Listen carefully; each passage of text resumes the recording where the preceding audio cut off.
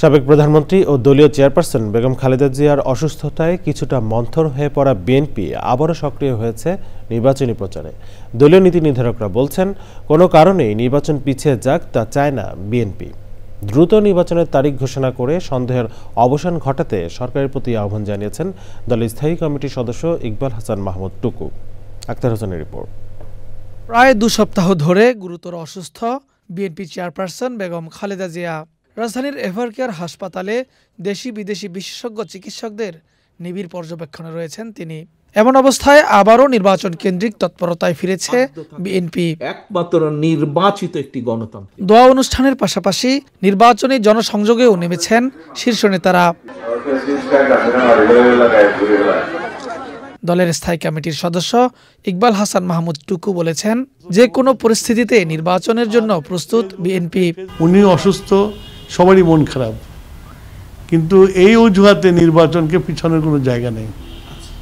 নির্বাচন হবে, বিএনপি নির্বাচনে পার্টিসিপেট করবে। নির্বাচনটা জরুরি, নাহলে ফরেন ইনভেস্টমেন্ট আসছে না, এমপ্লয়মেন্ট হচ্ছে না, মানুষের বেকার আরও বেড়ে যাচ্ছে, জিনিসপত্রের দাম বেড়ে যাচ্ছে।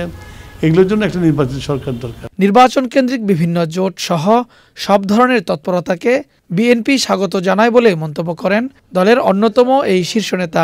আমরা আলোচনা করছি, আমরা বলছি, কেউ যদি না বোঝে তাহলে কিছু করার নেই। আমরা তাদের সাথে যোগাযোগ রাখছি, তাদের সাথে আমাদের মানে ইলেকশনে তাদেরকে সব সিট দিতে হবে এটা তো কোনো কথা না, আমাদের জিততে হবে। পোলারাইজেশন তো হইতেই পারে, নির্বাচন কালে পোলারাইজেশন হইতেই পারে। অবশ্যই এনি পলিটিক্যাল মুভ, গণতান্ত্রিক মুভকে আমরা স্বাগত জানাই।